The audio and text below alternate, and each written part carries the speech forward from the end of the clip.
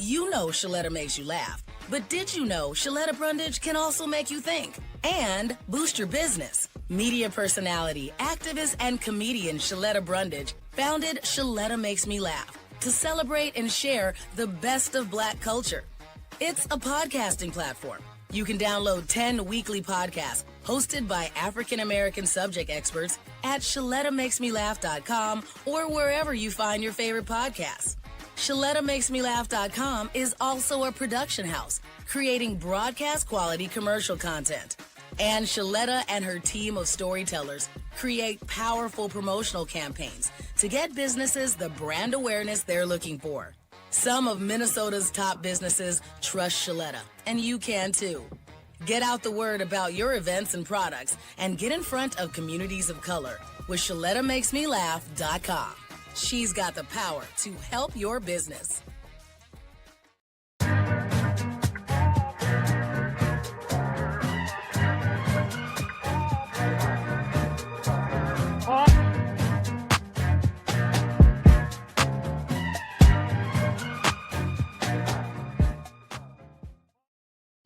Hey everyone, and welcome back to another episode of the Financially Fit Podcast. I am your host, Andre Creighton.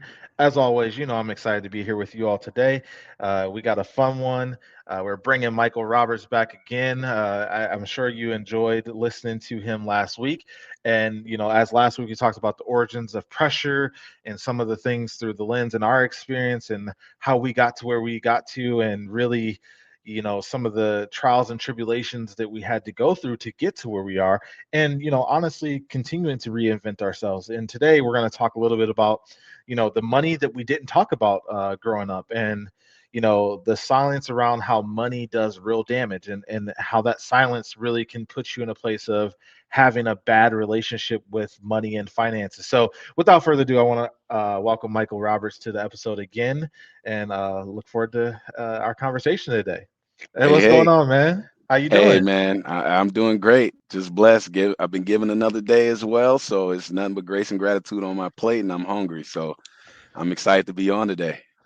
Love it, man. I mean, I got to get my swag up, man. I feel like every single day, every time I bring you on here, you got a different type of little swag. It's like you just a cool dude, man. I gotta figure it out. So whoever's dressing you, whether it's your wife or you got a clother, like, you know, send them my way, please, please. I got you. I got Yeah, you. man. So, you know, today, you know, we really enjoyed your episode last week, and, you know, the thought leadership that you brought to Financially Fit. And I think we're seeing that in just the traction of people that are engaging with us in our, you know, our last episode. And it's really cool to see that momentum.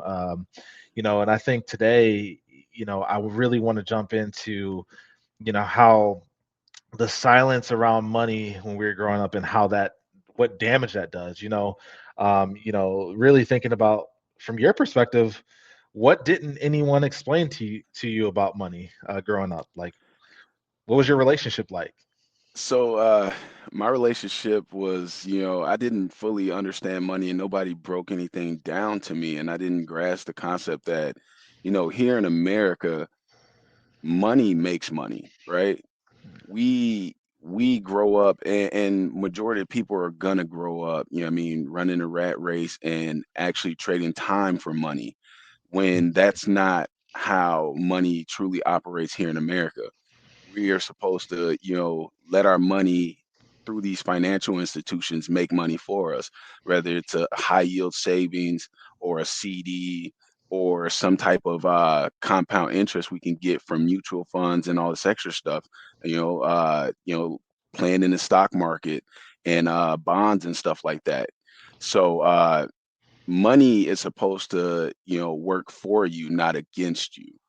And I didn't understand any of that because, like I said, I came from a single parent household. My mom was, I wouldn't even say living check to check. She was living, you know, by any means necessary at that point. And when it came to finances, nobody taught her this, or uh, no schooling systems out there, institutions are out there pushing this stuff to our kids and stuff like that right now. So it's getting that understanding that, finances are are a essential part of what you need to know to actually survive, and to not even survive but to thrive here in America is very essential. So I had no backing when it came to understanding anything when it came to finances at Yeah, all. man.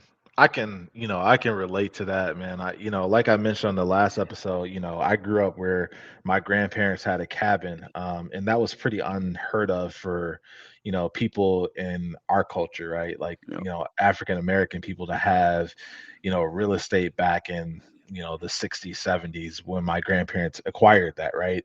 Yeah. And, for me, I think about some of the lessons I learned where I was never taught to really save. Like I was told like, yeah, you should save some money, but I was never told like how much or like what percent or like I was never told that like, hey, there's a difference between, your needs and your wants until I got a little bit older, right? So I would go out, my grandparents give me some money, every time I saw them, they give me some money, right? And I just think about what would I have done if I would have taken 20% of that or 30% of that and just put it into a savings every single time versus me going out and buying candy or buying some toy or whatever it is. And I think about how my parents didn't understand what net worth meant, and understand that calculation of net worth, and that is so core to like how you operate. It's similar to like how you operate a business, right? Like you're always looking at the equity in your business. The same is true on the personal side, except for it's just your net worth. And I think about what I do today with my children, right? With my two sons, like they both have brokerage accounts. They don't even know they have brokerage accounts. They're 3.5, and one was just born in November. Have brokerage accounts, and what that's doing though is it's right now they have no debt. So now they have positive net worth today. So Yes, sir. like how that sets them up for the future. I mean, I don't know. I'm sure you're doing similar things with your sons. Like, can you maybe talk through like how you're thinking about net worth and like some of that with your family? Yeah, so your net worth is built based on the equity you hold in positions, whether it be in businesses and assets, or I mean what you have out there cumulative. So with my kids, like the way I like to start my structure of my net worth is through a trust, right? You can Mm, take a trust, right, and go do something as simple as get like a term life insurance policy, or I mean a whole life insurance policy, and fund that policy, put it within your trust, and the face value of that actual policy will then be your current net worth, right? Along with any other assets and so on that you hold within the trust. So starting them out with, a simple Gerber baby life plan or something like that, or like that's why I had started originally, and that's literally, it gives them that head start, right? Because it gives them cash value growth at the moment. They do have a face value and stuff that they can actually grow into with a whole life plan later on in life, and starting them with a savings and then some, like teaching them these things that not only supplement your life but also add to your net worth. And people don't think of it like that. They just see, oh, I got this cash in hand, or they're putting bands to their head like that. That's not real money. I call that lazy fiat. You know what I mean? That's lazy cash. If your Yeah. real money and real wealth is not seen. You know what I mean? It's something that grows over time and overnight. I mean, I can be sleeping and my net worth is growing because my equity is always growing and working for me. The money that I'm holding in cash and stuff like that, that's literally going backwards, because at the end of the day, I mean, with inflation and stuff like that, that's working against me. I need to be putting my money to work. It has to be working for me, or it's working against me. I'm not gaining from those that holding on to that money. That's why I don't like Yeah. to hold on to anything.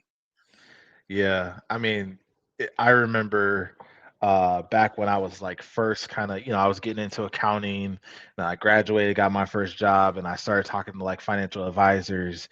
And there was a financial advisor that said something to me, and I still work with him today because of what he said. He said, "You have a job, you're going to start your job, and you're going to make your $52,000 a year." I think that's what I was making when I out of college, and but that money that you're making and that residual, that money needs to have a job too. Yeah. And I thought that was like, I was like, that needs to Yep. have a job too, right? Like my money, exactly to what you're saying, like that money that's extra needs to be in the stocks. It needs to be maybe in invested in some angel investing in startups, or it needs to be invested in some real estate, whatever it may be, and what your portfolio looks like. That money needs to be working for you. So, I think back, and I'd be curious to hear, from your perspective. I'll share mine, but like, some of the mistakes that I made simply because no one taught me better. In college, for instance, you know, when going to Gustavus, going to a private college like that, like there were a lot of kids whose parents were CEOs, CFOs, owned their own dental practice, whatever it may be, right? Like a lot better off than where I had come from. Now we all were striving for the same thing, to get our education, to build whatever career we wanted to build. However, like I found myself, like even just like on the weekends when I go party, or like when I would go out and like do things, like I didn't have the cash they had. Like I had internships, I had money coming in, but that money was coming in and going right back out. Yeah. And I just found myself like there's this term of like keeping up with the Joneses, right? Like I found myself oftentimes feeling like I had to keep up with the Joneses. So I was like using my credit card to buy booze, or using my credit card to, go and to the movies, or whatever it may be, like whatever to like seem like I fit in. And I just never really had anyone teach me like what that damage would do long term as I got into my 30s, where I am now, and having to climb out of it. I'm finally to a point where I've climbed out of it. But it was like I had to unlearn a lot of things. I'd be curious to hear what your perspective was on that. Yeah, I had kind of a similar background when it came to that, because when I was in college, that's about when I got my first credit card. But being the guy that I am, I learned from just listening to a lot of things. I had to, because like we talked about before, that risk reward. You know what I Yeah. mean? I had no room for mistakes. So even in high school, I remember back at Hardy, when somebody was talking about, if somebody took a certain amount of change from every time they had change and they put it in a bottle from this time to this time in life, you would accumulate such and such money, right? And to this day, I still have a huge jar of change that I could probably even, if I didn't have a property or anything right now, I could probably break that to the bank right now and literally, go put a down payment on a house right now. I'll probably bring it on next episode. Sit it right here. You can see it's one of them big, huge jars, and I'm still collecting in it. And it when I grabbed my first credit card, I already had the fear of what credit cards could do to you, right? Yeah. So it was like I got it, I was like, I got this thing, piece of plastic. Apparently it's money and I can go buy this, that, and the third, but then I gotta pay this back. And I came from a mindset of I don't like owing people. You know what I mean? Yeah. So Yeah. anytime I had to use that credit card to make a purchase online or something like that, I instantly was like, I got to figure out how to get this paid off instantly right away. I wasn't going to wait on it or let it go month to month or accumulate any extra debt above and beyond my expense on that card. And I knew that right then and there, just not from anybody teaching or telling me, it's just from hearing the nightmares of what people were going through when they would just charge, and then look at the end of the month, be like, oh, that bill is huge. And my income you know what I mean, is way less than what I just spent. So I knew better than go out and just like splurge frugally. And my mom was like, I give it all up to her, because she taught me how to be very frugal. You know what I mean? When everybody else was going buying Jordans, buying this, that, and the Hmm. third, I'd be like, Mom, let's go pay less, get them Shacks. They look just like Jordans anyways. Man, You feel me? man, And I feel you. and it was like that was my mentality for Christmas and stuff like that. I understood at a young age as a kid, we weren't where we supposed to be. And I would tell my mom, I don't need nothing. Give me socks and drawers. She said, boy, you was the easiest kid I ever had. I was like, because I Hmm. knew better. My sister, on the other hand, Mom, I want this, I want that. I'm like, come on, sis. Come Yeah. on. But at the same time, it's like, socks and drawers. I need the basics, the bare minimum. I need to cover my ass. I mean, excuse my language, but I need to cover that. You know what I mean? So that's I just want the bare minimum to get by. And I understood if I could sacrifice and not go buy them Jordans or stress my mom out in that aspect, that we were going to be able to dig further out of where we were at the moment. And that kind of carried on with me through life. So I was never one to go racing to keep up with the Joneses. I understood that I came across that too. What was that? Robert Kiyosaki back in Oh yeah, Rich Dad back Poor in Dad. Rich Dad Poor Dad, before he even came out with Hmm. all that, I came across him on YouTube back then when he was, doing all these little things. You want to be the person in your family that, comes and makes it off from zero to millions and da da da da. Da. I was like, yeah, that sounds, all that sounds good, but how do I do that? Well, real estate is where it's at, and da da da da. He was breaking this whole thing down, and that kind of, I didn't act upon none of that back then, but that literally set my head and my mindset of gaining that 1% from 100 people, right? Being able to utilize a vehicle like real estate to further yourself above and beyond where you could possibly ever grow and go to. You know what I mean? Yeah. And it just it opened my mind to so many other avenues at that point. And I'm very thankful for that, for those moments. And I do have his book here as well. So Yeah, he yeah, no, it's a it's great book. essential. It's a great book, and I've read that. I've read that book. It's a really good read for those that haven't. You should read it.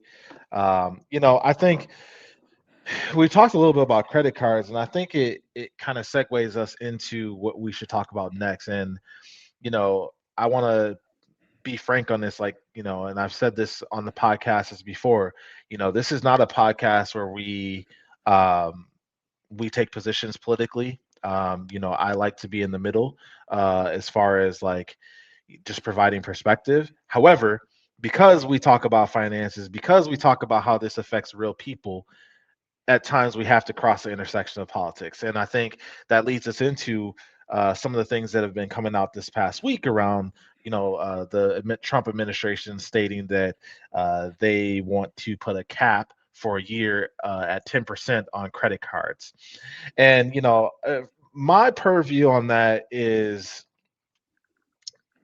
I think it's great. I think it sounds good in essence.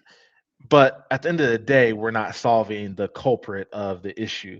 The culprit of the issue is that eggs are high, gas is high, rent is high. People don't have money, expendable money to be able to pay off their credit cards. So while it's great that he's, saying, hey, we're going to cap these cars at 10%. And really, in essence, like his pitch is that we're giving people a chance to pay down their debt or to slow the interest on the debt. The reality is, like, if people don't have the residual money to pay down said debt, then it really doesn't have, it's not impactful. But who it does impact is, if I'm being candid with you, like, it impacts people like us, right? It impacts Yep. everyday people like you and I who um, have done pretty well for ourselves. We're very fortunate to be in the positions that we're in, to have residual money in a market like this.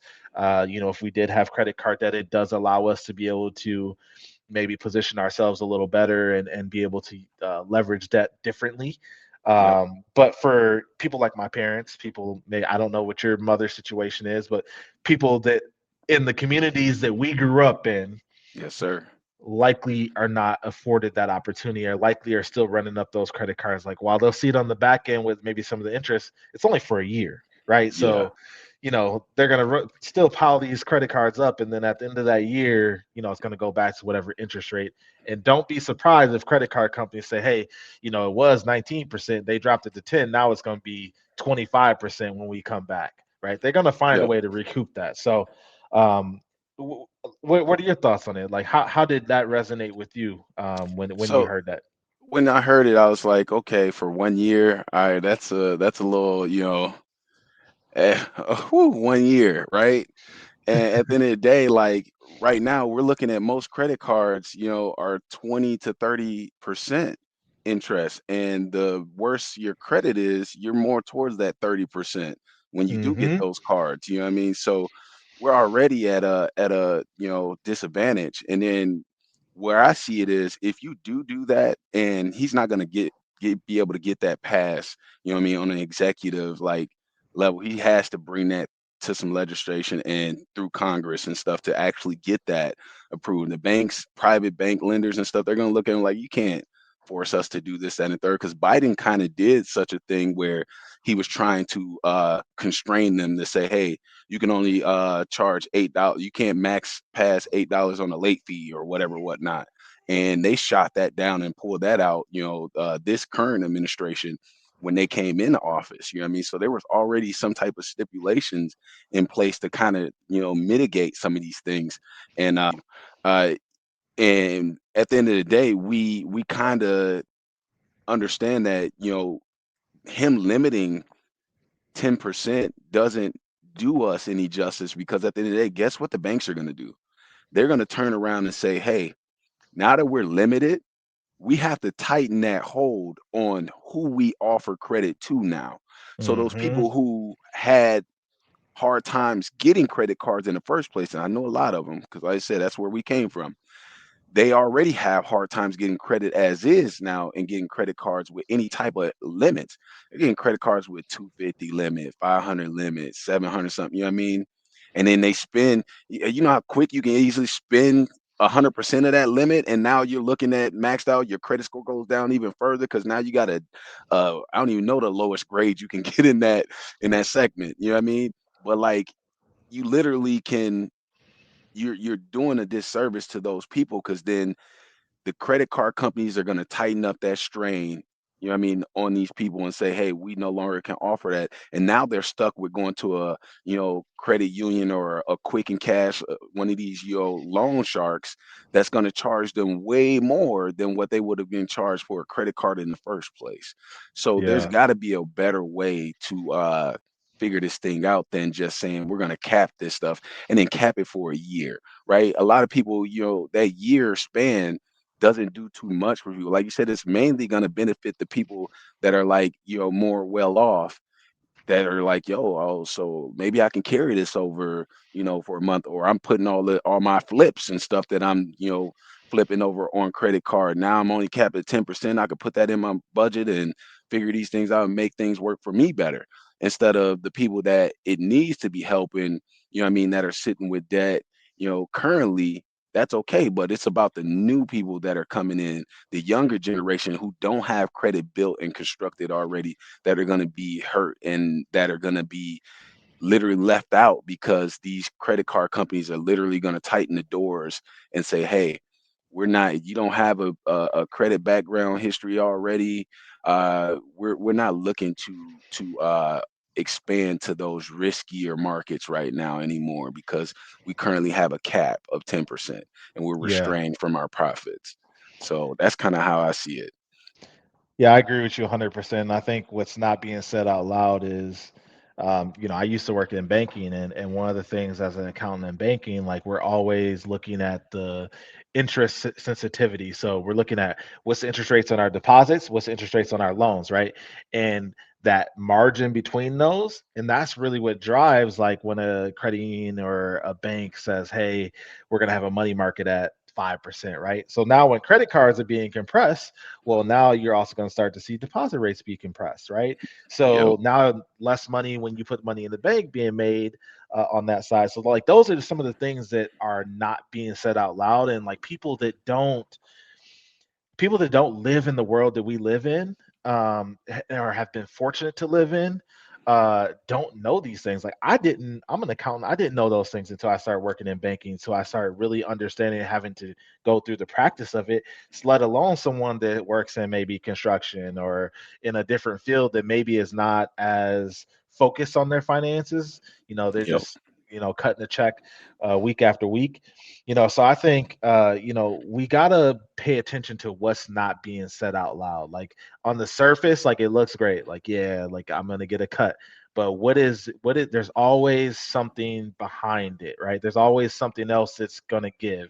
It's similar Yep. to like when some company says, hey, we're gonna offer you we're gonna give you a 40% discount on this product. Okay, what's the catch?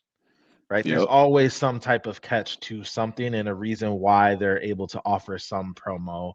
And the same is true when Trump talks about putting a cap on that. So, you know, I digress, but I know we're getting close to time. I think to end this, I really want to just understand, from your perspective, how long did it really take you to get to, where you are today, to be in this like mindset of like really truly understanding like how you need to operate your finances? Because I talk a lot about how if people are looking for a silver bullet coming to this podcast, this isn't the place. But if you can be maniacal every single day and understand this is a marathon, not a sprint, then this you're in the right spot. And Yep. I assume that like to get to where you are today, like it was a marathon, not a sprint. Can you walk me through like what was that marathon, and like are you still in that marathon? Yes, sir. It's a marathon. It never stops, right? Like there's so many things that I have to keep adding to my plate. We look back and we say, man, if I would have known what I know now back then, how much further ahead I would have been. And I'm probably going to be, 10, 20 years from now doing the same thing because there's so Hmm. many things that I don't know, until I bump my head and grow. And being able to understand credit and how credit is used and how it is the gateway to everything else that we want to touch on, whether it's getting a car, getting a home, getting any type of credit lines. We have to have good credit to obtain these things. And if you I know a lot of people will say, I don't care about credit, I got cash or whatever the situation may be. It's Mm, like, no, that doesn't allow you to go further. Because even if I had 100,000, $200,000 in cash, and I can put it down on a property, right? That makes no sense because that property does what? It's most likely going to appreciate, but there have been times where the economy shifts and property values drop a little bit and go backwards. So now I'm losing on my 200,000. Whereas if I could have took that 200,000, right, and leverage myself by utilizing good debt, I can go buy 10 to 20 properties, right? Depending on the price of those properties, by utilizing my credit and diversifying across these different, avenues of saying, I'm gonna take that 200,000 that I have cash and I'm gonna put, 5 to 10 G's down on each one of these properties. Now I have all these properties that are cash flowing and bringing me back my 200,000, as well as these assets are appreciating over time. So people that say I don't care about credit or I don't, it don't make a difference to me, or let them throw that on my credit or try to garnish this, that, and the third, they're insane. They don't understand finance. They have no financial literacy, and they are not gonna get far in life not understanding that credit is everything. Credit is it's the utmost powerful thing that you can use because if you have good credit, the world's your oyster. You're gonna get the best products out there. You're gonna get, the best leverage. You know what leverage is? It's being able to lift heavy, big things, make big movements with a lever. That allows you to pull and push further than you ever could possibly dream of. And I wouldn't be where I am today without being able to utilize that leverage. I had situations where I thank God to this day that my mom didn't put no bills and stuff under my name, like yeah, yeah, most yeah. most parents and stuff have, like we've been through, and it's at the end of the day, it's like, man, they like even my wife, like she had a bank situation back when we started up with Wells Fargo, and she had to get one of the what's those a chance opportunity account to prove Mhm. herself because of the stuff that she had on her stuff from her parents. So those little things like that alone, can set you back other than pushing you forward. And credit is Yeah, very essential.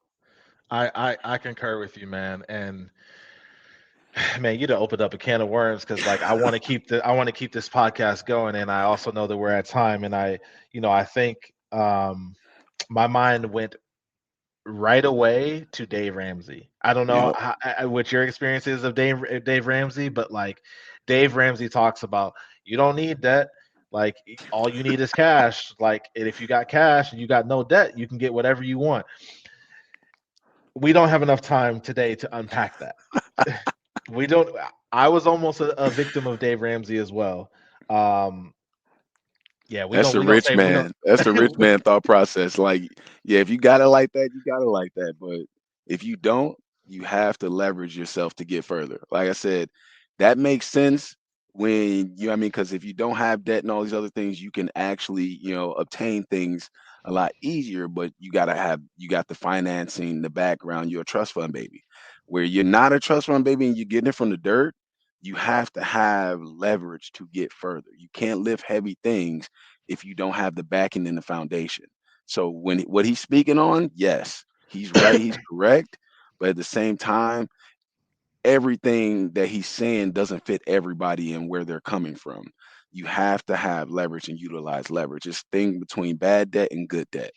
And you know what I 100%. mean, you utilize good debt because you can't be taxed on debt, you know what I mean, and you can write off debt and the interest you pay on certain debts. So there's nuances and caveats to everything. But what he's saying is not wrong at all. But that's a whole nother can of worms, like you said. For sure. Well, I'll leave everyone with this. One thing I always like to say is that start a business. If you start a business, you learn a lot about your not only yourself, but you learn a lot about how you need to operate finances, right? Because when you run a business, every single day you're working to try to grow that business, scale that business, keep that business alive. The Yep. same should be true when you look at your personal finance. You should be trying to every single day figure out, how do I scale my personal finance? How do I grow my personal finance? And how do I keep what I have today alive and continue to grow it? Yes, At the sir. end of the day, it's all about, when Mike talks about leveraging debt, can I leverage the interest rate on that debt to grow my assets faster? And is that rate of return higher than the rate of loss that I have on that debt that I'm utilizing to expedite that? That is Yes, what we sir. talk about when we talk about leverage. So we're gonna dive into more of this, on our next episode. Mike's gonna be back again. I want to keep doing this. I think that we're bringing a lot of, shining a really good light on a lot of things that not only our community needs, but just like in general, people right now that are just hurting and trying to figure out, like, how do I continue to have faith and hope in an environment like this today.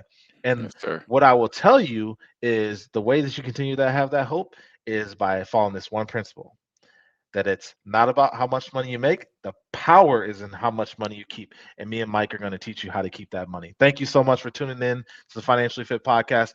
I'm your host, Andre Creighton. Thank you, Michael Roberts, for joining again. We look forward to seeing you all on the next episode of Financially Fit. Thank you. Yes, sir.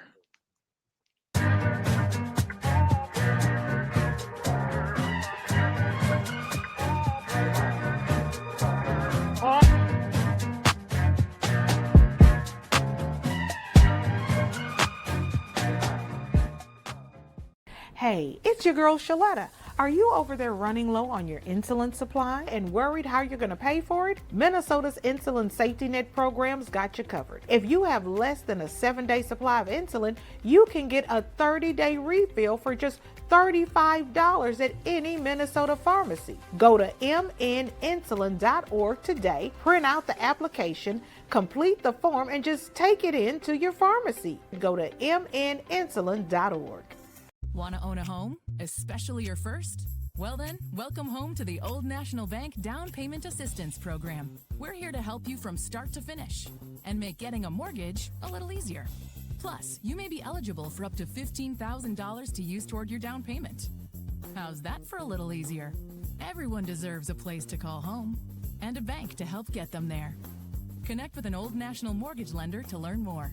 Old National Bank. Get old in your new home.